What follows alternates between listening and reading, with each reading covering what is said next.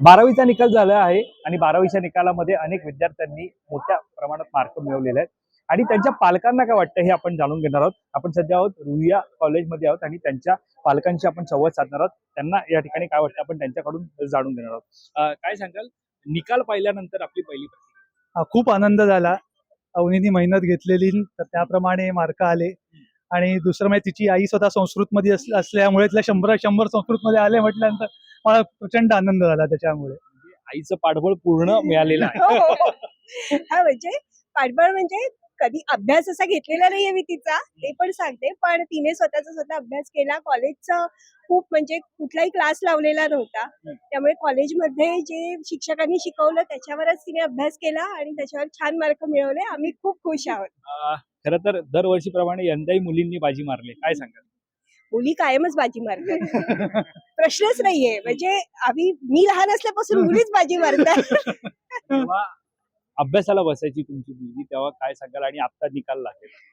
नाही, अभ्यासाला बसायची तेव्हा तर करायचीच अभ्यास. तिला काही सांगायला लागलं नाही अभ्यास कर म्हणून, स्वतःहून करायचीच अभ्यास.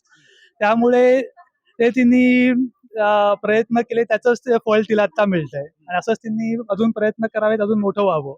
जशी तुमची मुलगी पास झालेली आहे तसे अनेक पॅरेंट्स आहेत ज्यांना अनित्य राहायला लागलं. त्यांच्या मुलांना काय सांगाल त्यांच्या? शेवटी काय आहे की 10वी-12वी महत्वाची वर्ष आहेत, पण तिथे काही आयुष्य संपत नाही. पुढे कायमच आहे आयुष्य आणि प्रत्येक वेळेला तुम्हाला सेकंड चान्स हा मिळतच असतो. सो थोडंसं मुलांना पुश करा, त्यांना थोडा सपोर्ट करा आणि काही झालं तरी आम्ही तुमच्या बरोबर आहोत हे सांगा, की जेणेकरून पुढच्या वर्षी मुलं अधिक अभ्यास करून उत्तीर्ण होतील आणि चांगल्या मार्काने उत्तीर्ण होतील. आणखी पालक आहेत त्यांच्याशी सुद्धा आपण संवाद साधणार आहोत. नाव काय तुझं? यशा भंडारे. किती टक्के मिळाले? 91.17. पॅरेंटची काय रिएक्शन? खूप खुश होते. त्यांनी पहिले उघडला रिझल्ट. मला खूप नर्वसनेस असते आणि म्हणजे मला असा डाऊट होता की थोडा अजून म्हणजे पाहिजे होते तर. पण ह्यांना खुश बघून मी खुश आहे. कोणता विषय आवडत?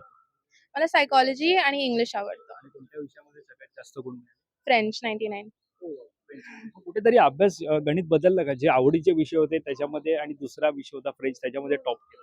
ऍक्च्युली असं नाहीये. थिंग इज की फ्रेंच स्कोरिंगच आहे आणि इंग्लिश खूप सब्जेक्टिव्ह आहे खूप. म्हणजे मला इंग्लिशची खूप आवड आहे. मला माहिती आहे की म्हणजे अजून खूप काय करता येईल त्याच्यात. पण बिकॉज ते सब्जेक्टिव्ह आहे, एक्झामिनेशनमध्ये, चेकिंगमध्ये खूप खूप असं वेगळे गोष्टी असतात. नॉट जस्ट मार्क्स आणि तुम्ही किती करेक्ट आहात. सायकोलॉजीमध्ये पण तेच आहे. कारण मला सायकोलॉजी खूप आवडतं. पण मार्क हे असतं सब्जेक्टिव्ह. तू उत्तीर्ण झाली आहेत, अनेक विद्यार्थी अनुत्तीर्ण राहिलेत, त्यांना काय सांग? काय नाही म्हणजे कसं बोलू की इन दी एंड ऑब्विसली कधीही असं वाटायला नको की यू शुडंट गिव्ह अप. पण आता पुढची पण एक वेळ येईल, ऑपॉर्च्युनिटीज अजून पण येतील. त्या संधींमध्ये दाखवायचंच आहे की तुम्ही केपेबल आहात. तर मी FYJC मध्ये मला जस्ट अराउंड 90 मिळालेले आणि त्याच्याने मी एका प्रोग्रामसाठी एलिजिबल झालेली. तर आमच्या रुईयामध्ये एक प्रोग्राम असतो called PIP, performance improvement program. आणि ह्याच्यामध्ये ते माझ्यासारखे जे कोण आहेत, जे अराउंड 90% मध्ये येतात, त्यांना वेगळे एक्झाम्स दिले जातात 3 टाइम्स अ इयर. अँड ते अजून असतात म्हणजे आपले 3 वर्षाचे 3 एक्झाम्स आणि त्याच्यानंतर अजून 3. तर हे पेड असतात आणि ह्याच्यामध्ये आम्हाला असा एक ट्रिकी थोडा पेपर असतो. पण जो पेपर मिळतो त्याच्याने आम्हाला चांगली प्रॅक्टिस होते. आणि मी असं पण बोलेन की बिकॉज आम्हाला पेपर द्यावा लागतो, आम्ही अजून अभ्यास करतो आणि आम्ही अजून अभ्यास केल्यामुळे आमचे मार्क वाढतात. आणि जर पेपर कठीण असेल तर मग बोर्डचा पण सोपा जातो. सो PIP मी बोलेन खूप खूप मदत झालेली त्याच्याने. पण आता बातचीत केली ती होती विद्यार्थी तिचे आई वडील सुद्धा आहेत, त्यांना विचारूया. मुलीचा रिझल्ट लागलेला आहे, बघितल्यानंतर काय वाटतं? खूप आनंद झाला. म्हणजे अगदी तिचा चेहरा बघून पण आम्हाला तेवढाच आनंद झाला. ती थोडी नर्वस होती की आई वडील खुश आहेत ना, आम्ही खूप खुश आहोत. आणि तिने खूप प्रयत्न केलेले आहेत आणि हार्डवर्क भरपूर आहे. रात्री जागून अभ्यास केलेला आहे, रिव्हिजन्स बरेच झालेले आहेत आणि फार पर्टिक्युलर आहे. तिचा तो पर्टिक्युलरनेस जो आहे त्याच्यामुळे तिला आज हे एवढं यश मिळालेलं आहे. तिला कौतुकास्पद काम केलं तिने. आणि माझं म्हणणं एवढंच आहे की विदाऊट एनी कोचिंग तिने केलंय, हे जास्त महत्वाचं आहे माझ्यासाठी. तिचं 10वीचं जे काही तिने केलं म्हणजे तिला तेवढेच मिळाले त्या 12वीत. म्हणून फार रेअरली असं होतं आणि ते स्वतःच्या हिमतीने तिने न विदाऊट एनी क्लासेस केलेलं आहे. हे तिचं मेजर अचीवमेंट आहे. त्यासाठी मी तिला अभिनंदन देतो. सांगावं लागलं का अभ्यास कर? नाही तसं नाही. तिचं ती त्या बाबतीत फोकस्ड आहे, की मला काय करायचं आहे हे माहिती आहे आणि तिला तेवढा स्पेस दिलाय, की तुला काय हवंय ते कर. पण जे करशील ते तुला आवडीचं असल्यामुळे तू मनापासून करायला हवंस.